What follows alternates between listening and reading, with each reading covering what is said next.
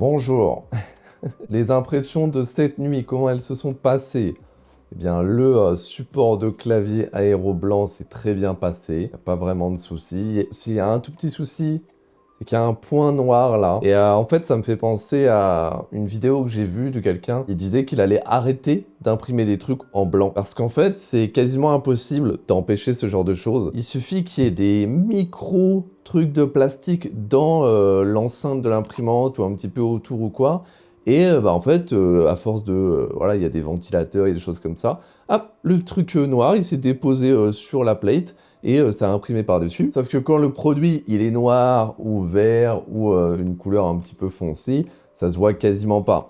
Et quand c'est blanc, ça se voit à tous les coups. Là, ça va, c'est en dessous. Sauf que j'en ai retrouvé aussi à d'autres endroits et que j'ai réussi à retirer, heureusement, avec ça. Et ouais, le blanc à imprimer, c'est très chiant. C'est pas la première fois que ça m'arrive, hein, qu'il y a un tout petit bout, soit de noir, soit d'une autre couleur qui se met dedans. Donc je vais voir, je vais continuer comme ça. Mais si je vois que trop de fois, ça arrive qu'il y ait un morceau de couleur qui se glisse dans l'impression blanche et que j'ai besoin de la recommencer, là je vais pas la recommencer, c'est juste dessous, je pense que c'est pas très grave.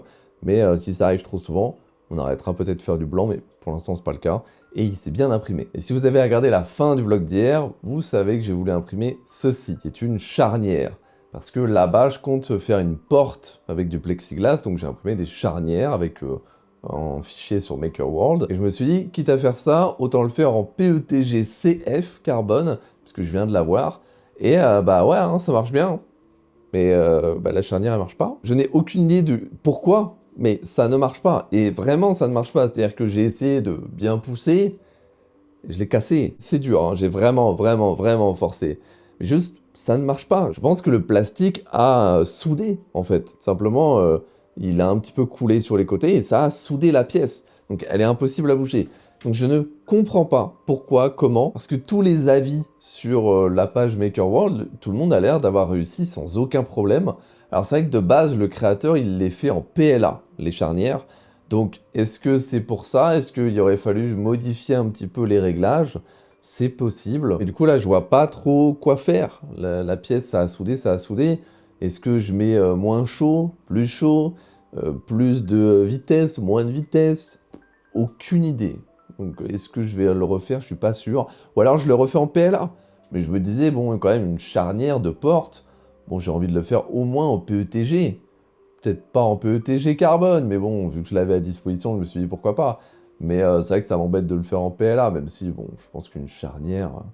Ah si, quand même, hein. Si. Je pense qu'une charnière, faut bien faire ça en PETG quand même, hein. Alors, voilà, pour ce début de matinée, je vais maintenant vaquer à mes occupations. Va falloir aujourd'hui faire le colis de la nouvelle commande, l'atelier CTC. Peut-être enfin, sûrement, retravailler le design du fidget clicker sur Shaper 3D. Faut que je fasse pas mal de choses pour custom ton clavier ou autre. Et encore plein d'autres choses à faire, le Etsy, le Amazon, tout ça, il y a toujours des choses à faire. Donc on va essayer de faire un max. Ouais, je reviens vite fait sur le vlog d'hier parce que je viens de finir de le monter. Et à un moment, je parle du PETG CF à mettre dans l'AMS ou autre. Donc au final, je me suis renseigné, j'ai regardé sur le site Bamboo Lab. Et non, il précise bien que le PETG CF, même Bamboo Lab, faut pas le mettre dans l'AMS Lite. En fait, vous pouvez le mettre dans l'AMS, donc c'est le gros truc qui va sur la P1S ou sur la X1 Carbone. Mais l'AMS Lite, vous ne devez pas, d'après Bamboo Lab, mettre de PETG-CF, de PLA-CF. Et ils en font pas non plus du spécial pour aller dans l'AMS. Hein. Ça, c'est ce que disait le commentaire. J'ai vérifié sur Bamboo Lab, il n'y en a pas. Tous les PETG-CF de Bamboo Lab, ils disent de ne pas les mettre dans l'AMS Lite. Voilà, je préfère revenir là-dessus et moi, je vais faire gaffe à ne pas le mettre dedans pour éviter de tout casser. On est en début de soirée et j'ai pas mal de choses à vous partager. Déjà, cet après-midi, je suis retourné chez McDo, encore une fois, pas pour trouver un travail, je vous assure, mais pour bosser sur les vidéos de custom ton clavier et sur le fidget clicker. Enfin, j'ai réussi à le mettre sur Shaper 3D et j'ai modélisé sur Shaper 3D avec la tablette. C'est trop bien, c'est vraiment très bien. C'est hyper simple avec le stylet. Je prends un truc, je l'extrude, je prends un truc, je l'extrude. Bon, on va revenir en arrière parce que là, je suis en train de tout casser. Mais non, c'est vraiment bien. J'ai galéré à faire marcher le modèle là-dessus et justement, j'ai pas pu le faire à McDo. C'est-à-dire que quand j'ai fini de bosser sur Custom ton clavier, j'ai essayé de bosser sur le modèle à McDo. Et en fait, le fichier .step que j'avais créé sur mon PC et que j'avais mis sur la tablette, il ne marchait pas sur Shaper Fluidy, j'ai pas réussi. Au final, en rentrant, ce que j'ai fait, c'est que je suis allé sur Shaper Fluidy sur mon PC, j'ai le fichier directement dessus, et vu que c'est un compte d'équipe, voilà, quand vous avez un compte Shaper Fluidy, c'est une équipe, et que c'est synchronisé, et bien vu que j'ai le fichier sur mon PC, eh bien le fichier il est maintenant aussi sur la tablette, et je peux y accéder comme ça. Je ne sais pas pourquoi, j'arrive pas à l'importer directement en tant que fichier, mais il est synchronisé et du coup j'y ai accès là et je peux le modifier. Vraiment à l'utilisation, c'est hyper agréable, c'est plus agréable que Fusion 360. Alors il n'y a aucun doute à mon avis que tu peux aller beaucoup plus loin dans Fusion 360, mais à mon échelle, mon utilisation, j'ai pas forcément besoin de tout ce que propose Fusion et j'avoue que la facilité d'utilisation de Shaper Fluidy, c'est quand même vachement bien et c'est aussi de la modélisation paramétrique, c'est-à-dire avec un historique, tu peux revenir 200 itérations en arrière et changer un petit truc et ça se met à jour continuellement, c'est pas du direct modeling, donc c'est vachement bien. Donc je vais réfléchir à si je prends la version payante ou autre parce que c'est extrêmement cher quand même, en même temps Fusion aussi. Mais bon, quand tu payes par mois, ça paraît moins, c'est quand même beaucoup, hein, c'est genre 80 € par mois. Donc je vais quand même réfléchir, mais c'est vrai que c'est vachement agréable. Et puis au moins, je peux l'utiliser sur ma tablette. Parce que Fusion, tu ne peux pas. Ouais, apparemment, il y a une version, mais c'est inutilisable d'après certains. Là, ça marche. En plus, c'est vraiment hyper fluide. Et pourtant, bah voilà, c'est une tablette. Alors c'est une tablette, c'est une hybride, c'est une Surface Pro. Mais bon, c'est hyper fluide, il n'y a aucun problème pour l'utiliser. Donc c'est vrai que ça donne envie. Ce que j'ai fait en termes de modification, c'est juste élargir un petit peu les pattes au niveau de l'intérieur. J'ai vu que j'avais un petit peu la place. Donc sûrement que ça va solidifier un petit peu. J'ai aussi rétréci le diamètre du cercle au niveau du stem. Comme je vous ai dit ce matin, ça a bloqué. Donc j'espère que ça va être mieux et que ça va le faire. J'en ai profité aussi pour installer Orca Slicer sur la tablette. Et j'ai tout paramétré. Et l'avantage, c'est que tout est synchronisé. Si vous avez un compte Bamboo Lab, vous pouvez vous connecter sur Orca Slicer avec votre compte Bamboo Lab et tout est synchronisé dans le cloud. Donc là, j'ai tout récupéré, même tous mes paramètres. Hein. J'ai rien besoin d'exporter, d'importer. Il y a tous mes paramètres déjà là-dedans. Et donc, je peux slicer directement depuis ma tablette le truc et l'envoyer sur l'imprimante. Donc, ce que je vais faire, c'est que je vais laisser cette tablette ici, dans cette pièce. Et je vais faire un maximum de choses que je peux ici, même quasiment tout à mon avis, pour éviter de passer mon PC ici, mon PC ici. C'est quand même plus simple si je peux te faire sur la tablette. Le slicer, ça marche nickel là-dessus. Encore une fois, c'est une bonne tablette, mais c'est instantané. Hein. C'est aussi rapide que mon PC, alors que j'ai une super carte graphique, donc c'est cool. Voilà, c'est tout ce que je voulais partager pour l'instant. Là, c'est en train d'imprimer. Il y en a à peu près pour 30 minutes. Moi, après, je vais manger tout ça, donc... je vais revenir après une fois que tout est bon et on va tester ensemble, voir si c'est mieux. Je réimprime avec du PETG HF, pas PETG CF, puisqu'on en a parlé. C'est pas vraiment ce que je veux à terme. Voilà pour l'instant où on en est. C'était cool. Bon après-midi. Vraiment, je kiffe. Allez, c'est con, mais à McDo, alors j'irai peut-être autre part parce qu'à un moment, McDo, ça va me coûter cher. À chaque fois, je prends un café, un donut. Ça coûte 5 balles quand même. Et vraiment, ça me donne envie à chaque fois d'aller quelque part pour travailler. C'est beaucoup plus simple, beaucoup plus agréable quand tu es toute la journée chez toi à travailler. En plus, ça me fait sortir parce que j'y vais à pied, j'ai pas de voiture, donc ça me fait une petite trotte quand même. Hein. C'est 25 minutes à pied. Donc c'est cool. J'irai peut-être, je sais pas, à la bibliothèque ou dans un autre café qui n'est pas McDo. On verra, mais voilà. Je recommande fortement d'aller travailler à d'autres endroits. Ça fait du bien. Le petit casque pour éviter, parce que moi je suis très facilement dérangé par le bruit. Et voilà pour l'après-midi, je reviens quand j'ai mangé et que tout est fini. Bon, il est tard, mais voilà où j'en suis après quelques itérations. On a un prototype qui marche. C'est pas parfait, loin de là, mais ça marche. Maintenant, je vais revenir sur tous les points que je n'aime pas et vous allez pouvoir me dire ce que vous en pensez et ce qui serait faisable ou non. Première chose à ce niveau-là, bon, ici, c'est pas très joli, mais on s'en fiche, c'est normal, c'est là où il y a les supports. Ce qui me dérange, c'est ça. Vous voyez? Ça, c'est mal imprimé. Et ce que je comprends pas, c'est qu'avec le PLA, il n'y avait vraiment aucun souci. Ça s'imprimait entièrement en cylindre. Et là, il y a plein de trous. Comme si, ouais, il n'arrivait pas, c'est trop fin ou quoi. Et du coup, ça se sépare, ça casse, j'en sais rien. Et voilà, c'est hyper facile à casser. Donc là, je sais pas vraiment quoi faire parce que je ne peux pas rendre le cylindre plus large, plus épais, puisque sinon il ne rentre plus dans le stem du switch de base, parce que ça bloque. Donc je ne peux pas le rendre plus large, il faudrait que je vois peut-être avec des réglages dans ce cas-là. Et ce que je comprends pas, c'est que ça fait pareil ici, vous voyez? Ça fait des trous. Et ça, je sais pas, mais c'est venu du jour au lendemain, les trous. Bon là, j'ai réussi à résoudre le problème. Mais c'est venu du jour au lendemain, j'ai imprimé plein de fois ce fidget clicker, il n'y avait jamais de trou à ces endroits-là. Et je pense que c'est depuis que je suis passé au PETG. Voilà, ça peut être aussi une question de settings que j'ai changé. Moi, ma théorie, c'est que les murs ici, en fait, sont trop fins. Et donc, il ne peut pas mettre de couche de filament. Et je pense que ça peut se vérifier sur le slicer. Il faudrait que je vérifie de très très près s'il y a les trous, mais probablement, parce qu'ils y étaient aussi ici. Et comment j'ai fait pour les éliminer ici? J'ai modifié le modèle en rendant le mur à l'intérieur plus épais. J'ai réussi à le faire sans que ça coince avec le switch. Et du coup, j'ai plus de trous. Donc à mon avis, c'est la même chose ici, c'est que les murs sont trop fins. Et donc, par rapport à l'épaisseur de filament que j'ai mis, ça ne passe pas. La question maintenant, c'est est-ce que je peux augmenter l'épaisseur de mes couches de PETG sans que ça nique tout et sans que ça soit dégueulasse. Donc il va falloir que je vois ça. Pour la partie haute, vous voyez que je peux retirer les pattes, il n'y a pas de souci, ça ne casse pas. Donc ça, c'est l'utilisation normale, et là, je fais même pas attention. Donc pour moi, en termes de dureté, ça suffit pour une utilisation normale. Bon, là, je galère ma race en caméra, mais j'y arrive. Donc évidemment que si je force, ça casse. Ça, il n'y a aucun doute, je vais même le faire parce qu'on s'en fout. Si je force, ça casse. Mais là, j'ai vraiment beaucoup forcé. Vous voyez, c'est carrément tout qui se tord. Donc j'ai moins le problème, et je pense, pour moi, vous allez me dire ce que vous en pensez, mais que ça va. Pour moi, c'est utilisable, c'est vendable, puisque si tu l'utilises de façon normale, c'est-à-dire juste l'ouvrir et le fermer, tu ne vas pas le casser. Deuxième point qui me dérange, c'est ça, voilà, parce que vu que je l'imprime de cette façon, comme ça, eh bien, on a ici la trace de la plaque PI texturisée, et du coup, c'est pas très joli, parce qu'aucune des autres faces ne l'a. Donc peut-être que ça, par contre, en mettant la plaque non texturisée, ça partira. Donc ça, enfin, je teste moi-même. Autre chose, il y a des défauts partout où il y a des supports. Parce qu'évidemment, si je l'imprime de cette façon, il y a des supports un petit peu partout. Ici, ici, ici, ici. Et donc, ces défauts, on les voit. Là, on voit que le filament, il est mal imprimé, entre guillemets, parce qu'il s'est imprimé sur du support. Et ça, c'est vrai que c'est pas très joli. Alors, est-ce que ça se voit surtout parce que là, c'est du noir? Même si théoriquement, le noir, j'ai l'impression qu'il cache plus les défauts qu'autre chose. Donc, il faudra que je teste avec d'autres filaments. Mais là, c'est pas hyper propre. Donc, s'il y en a qui ont des conseils, moi, ce que je me disais et qui peut aider théoriquement, c'est peut-être imprimer les supports en PETG, la pièce en PETG, et mettre de l'interface support-pièce en PLA. Ou alors l'interface support spéciale que Bamboo vend. En fait, ce qui se passe là, pourquoi c'est dégueulasse? Parce qu'en fait, il y a le support, ici, ok? Et la pièce, elle est là. Parce que j'ai mis une top Z distance de 0,25. Ce qui veut dire qu'il y a un vide de 0,25 mm entre les deux. Pourquoi je fais ça? Parce que si vous mettez 0, le problème c'est que le support en PETG, pièce en PETG, ça fusionne. Et c'est pour ça que vous n'arrivez pas à enlever vos supports. Donc il faut mettre un petit gap entre les deux.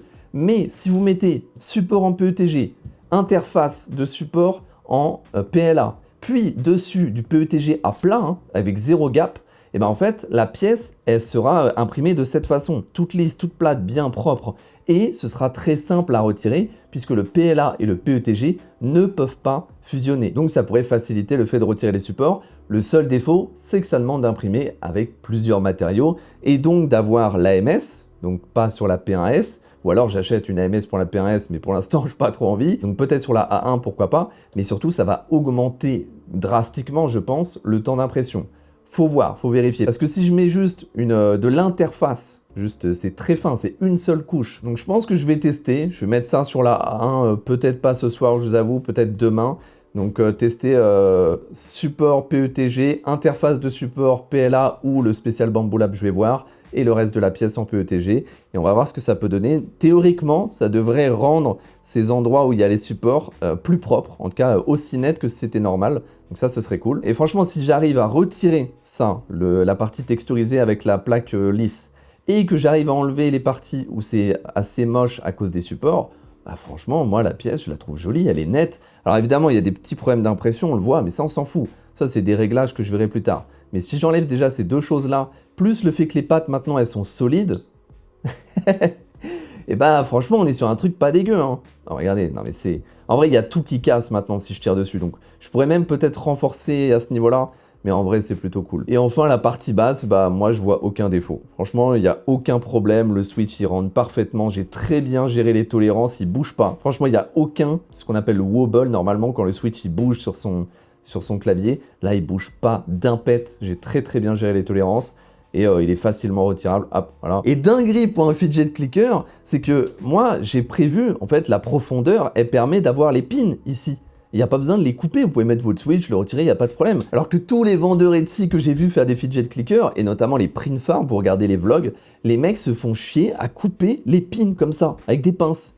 Ou alors, pire, ils achètent des switches à des designers, notamment c'est Popular Print, je crois son nom. C'est elle qui a créé le design de la plupart des fidget clickers qui se vendent actuellement sur Etsy, et elle vend elle-même des switches comme ça, où elle a coupé les pins, et du coup elle les vend plus cher, mais je comprends pas.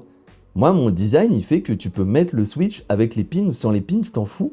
Je sais pas pourquoi ils font ça. Parce qu'en plus, le switch, quoi qu'il arrive, il a le gros pin du milieu. Et le gros pin du milieu, il a la même hauteur que tous les autres pins. Je ne comprends pas. Vraiment, si vous savez pourquoi ils s'amusent à couper les pins ici, j'en ai aucune idée. En tout cas, ça marche avec. Donc tant mieux pour moi, je vais pas me faire chier. Pour le dessous, je suis en train de voir, j'ai commandé, j'ai même reçu, mais j'ai pas encore testé, des trucs antidérapants. Pourquoi pas mettre ici en silicone, en carré. Parce qu'en fait, avec ma version, je me suis pris à plusieurs reprises à faire ça sur mon bureau. Le mien, il est sur mon bureau et je m'amuse à faire ça. Vous voyez? Bon, on va retirer ça. Et je m'amuse à faire ça. Le problème, c'est que vu qu'il n'y a rien dessous, bah il bouge. Et c'est vrai que moi, personnellement, j'adorerais avoir un fidget clicker comme ça sur mon bureau et pouvoir faire ça sans qu'il bouge. Donc, je pense à mettre ici un petit pad en silicone. On verra, je vais essayer, voir si c'est pas trop moche, si c'est pas trop épais, parce que malheureusement, j'ai pas trouvé de pad en silicone très fin. Si vous en avez à me conseiller, n'hésitez pas à me le dire en commentaire. Moi, je vais essayer ceux que j'ai achetés, et puis on verra, mais ça serait vachement cool. Faut aussi que j'ajoute au design un trou quelque part pour pouvoir mettre un truc de clé, parce que le but c'est aussi que tu puisses le mettre à tes clés, et du coup, on verra ça plus tard, mais j'essaierai de réduire la taille globale de peut-être 10 ou 15%, parce que je trouve que là, c'est quand même très gros pour quelque chose que tu emmènerais avec toi dans ta sacoche, sur tes clés ou quoi que ce soit. Je trouve que c'est très gros, et au vu de la place, je pense qu'il y a moyen de réduire ça de 10-15% à mon avis, et ça rendrait le truc un petit peu plus agréable à transporter, donc à voir. On en est là pour l'instant. Et autre chose que j'ai fait, je vous ai dit tout à l'heure, j'ai mis Orca Slicer et tout. Surtout, ce que j'ai fait là, c'est que j'ai synchronisé mon Drive, Google Drive, avec mon PC dans mon studio et avec cette tablette qui est du coup hybride PC. Et donc là, j'ai synchronisé le dossier Atelier CTC. Donc tous mes fichiers de toutes mes impressions, tous mes STL et tout, je les ai accessibles de cet ordinateur hybride et de mon ordinateur là-bas. Et dès que je touche à l'un ou l'autre, ça synchronise tout via Google Drive. Et ça, je suis trop content, j'aurais dû le faire bien avant, mais au moins maintenant, je vais tout gérer ici. J'aurai plus besoin d'aller à mon PC, je gère tout ici. Je vous avoue, je pense que je vais prendre un abonnement chez Perfluidi, parce que c'est trop agréable. En fait, moi, j'aime trop prendre ma tablette et juste modéliser, et pas aller sur mon PC. En plus, moi, en ce moment, voilà, je vous ai dit, j'ai vachement mal à l'épaule quand je suis à mon bureau, c'est pour ça que j'y vais de moins en moins. Et il y a vraiment un truc qui se passe dans la tête quand tu peux juste bouger, te mettre dans un coin, sur le lit, sur une chaise, machin, et juste designer comme ça, aller à McDo. C'est con, mais je trouve que je fais mieux et je travaille mieux comme ça, donc tant mieux. Et vraiment, chez Perfluidi, c'est trop bien. Et encore, parce que là, le modèle que j'utilise sur chez Perfluidi, c'est importé directement d'un truc que j'ai fait sur Fusion, qui lui-même vient d'un STL de quelqu'un sur un site perdu, à qui j'ai demandé l'autorisation de modifier le design pour en faire un fidget clicker, parce qu'à la base, le mec, il a juste refait un switch, un vrai switch, en modélisation 3D. Moi, j'ai vu ça, je lui ai dit, est-ce que je peux prendre ton fichier, le modifier pour en faire un fidget clicker et le vendre? Il m'a dit oui, il n'y a aucun souci, tout le monde n'arrête pas de me demander, n'hésite pas. Donc je lui ai dit merci, et du coup je l'ai pris et je l'ai énormément modifié, parce que pour ceux qui s'y connaissent, ça n'a rien à voir avec un switch à l'intérieur. Donc j'ai fait tout ce qu'il fallait pour que ça puisse rentrer un switch dans le switch. Mais du coup, vu que je suis parti d'un fichier STL et que j'ai pas créé mon propre fichier de base, eh bien ce n'est pas de la modélisation paramétrique. C'est-à-dire que je ne peux pas retourner au tout début du fichier, modifier une valeur et ça modifie tout. Ce qui est l'intérêt du paramétrique. Donc c'est vrai que c'est un petit peu chiant pour le fidget clicker, mais pour toutes mes futures modélisations, je vais utiliser chez Perfluidi. Je vous avoue, c'est vraiment trop agréable le fait de le faire avec le stylet, tu cliques, tu extractes. Genre vraiment, c'est... Fusion, ça doit être super quand tu es un ingénieur et que tu veux faire des trucs hyper poussés. Mais quand tu es comme moi, un particulier semi-professionnel, chez Perfluidi, pour moi, c'est mieux, je trouve, pour l'instant. En fait, tu vas juste plus vite. Fusion, c'est lent. Quoi qu'on en dise, moi, j'ai un très bon PC. Fusion, c'est lent. Dès que tu touches à un truc, ça rame. J'ai eu je ne sais combien de crash depuis que j'ai commencé à l'utiliser depuis 1 mois et demi, plus que Adobe Premiere. Voilà, pour ceux qui se rendent compte quand même. Et moi, depuis, je suis passé à DaVinci parce que voilà, la supériorité bien sûr. Et j'ai l'impression que Shaper, c'est un petit peu le Da Vinci de la modélisation 3D. Peut-être que je me trompe, mais ça en a l'air de ce que je vois pour l'instant. Et ouais, Fusion, ça m'a fait péter des câbles des fois. Il a fallu que j'attende vraiment des fois 10 minutes pour que ça charge un truc. Et j'ai un très bon PC. Et j'ai regardé sur Reddit, c'est pareil pour tout le monde. Tu peux avoir le PC de la NASA ou une pomme de terre. Globalement, des fois, ça va prendre 10 minutes à charger un truc. Donc c'est vrai que c'est un petit peu relou. Sur ce, moi, je vais faire un truc là avec la A1. Je vous le dis pas tout de suite parce que je pense là, ça va me prendre un petit bout de temps et je devrais pas le faire maintenant, mais je... Là, ça fait quelques jours que je me force à aller dormir tôt, genre 23h minuit, pour pouvoir me lever tôt, genre 6h. Et là, non. Là, j'ai besoin de me coucher tard. Il y a des fois comme ça. Je me sens beaucoup mieux quand je travaille tard le soir, mais... Après, je sais que je me lève quand même tôt le matin et je dors pas assez, c'est chiant. Donc, Mais de temps en temps, c'est bien de se faire plaisir, même si ça veut dire moins dormir, mais c'est cool aussi. Moi, de toute façon, tant que je respecte les cycles du sommeil, moi, c'est comme ça que je calcule mes heures de sommeil, c'est par tranche de 1h30. Je fais jamais 1h30, vous inquiétez pas. Mais j'essaye toujours de tomber dans des cycles de 1h30 parce que c'est à peu près pour la plupart des gens, mais c'est pas exact. Mais 1h30 vos cycles de sommeil et du coup, en fait, vous devez savoir qu'il y a des cycles de sommeil, sommeil profond, sommeil machin. Et il y a des moments où c'est mieux de se réveiller. Et ces moments, c'est souvent, normalement, tous les 1h30. Donc 1h30, 3h, 4h30, 6h, 7h30. Le mieux, le plus conseillé par tous les médecins, c'est 7h30. Maintenant, pour moi, actuellement, 7h30, c'est beaucoup et j'arrive pas à avoir 7h30 de sommeil parce que j'ai envie de faire des trucs. Donc, quand je vais me coucher, à chaque fois, je mets mon réveil pour dormir 6h ou 4h30, mais j'essaye de pas faire entre les deux, pas plus, pas moins. J'essaye de respecter parce que j'ai toujours remarqué, mais ça depuis que je travaillais chez Leclerc, donc ça commence à dater. Je vous dis, c'était une autre époque, vraiment c'était terrible. Je passais mes journées en dehors du travail et du stream que je faisais à l'époque chez un pote dans son canapé. Voilà, c'était quelque chose. Et je ne sais combien de fois je suis allé travailler à 8h en ayant dormi 2h, 3h, 4h, voire pas du tout. Pire ayant été lendemain de festival, pas dormir, travail de 8h à 20h, caissier chez Leclerc, puis deuxième soirée du festival jusqu'à 10h du matin. Ça, c'est le pire que j'ai jamais fait, mais c'était marrant. Là où je voulais en venir, c'est que à force de faire tout ça, je me suis vraiment rendu compte que des fois, je dormais 3 heures et j'étais en forme en me levant. Et des fois, je dormais 5 heures, j'étais explosé. Et je pense que ça, vous l'avez déjà remarqué. Et selon mon expérience aujourd'hui et mes connaissances, je pense que ça a grandement rapport avec les cycles du sommeil, où si tu dors 3h, 4h30, 6h, 7h30, tu te réveilles dans les bons moments, dans les bons endroits de ton sommeil, et donc quand tu te réveilles, en tout cas, tu es en forme. Attention, si tu dors 3h, 2h, 4h, 6h après, tu vas être éclaté, ça je suis d'accord. Mais au moment du réveil, c'est le plus important. Moi, en fait, si je me sens bien au moment du réveil, ma journée, elle est incroyable parce que j'enchaîne. Il suffit que tu prennes un café et hop, t'es parti pendant 8 heures. Mais si tu te réveilles et t'es éclaté, la journée, elle est terrible. Je pense que ça, tout le monde connaît. Donc, c'est pour ça que j'essaye aujourd'hui de respecter ça et dormir 4h30 ou 6h ou 7h30. Mais c'est vrai que quand je fais entre deux, ça m'embête un petit peu et je peux pas toujours décider parce que je vis avec quelqu'un et je vais pas me réveiller genre 30 minutes avant elle, sinon... bah, ça lui nique un petit peu son sommeil et tout, donc c'est un petit peu relou. Mais quand je peux, j'essaye de respecter ça au maximum. Encore une tangente que je vais regretter demain en faisant le montage, c'est de pire en pire le montage. J'y passe je sais pas combien de temps, en même temps ça m'amuse, c'est cool. Merci d'avoir regardé, likez, partagez, abonnez-vous, achetez des trucs sur l'atelier CTC, faites tout ce que vous voulez, et je vous dis à demain.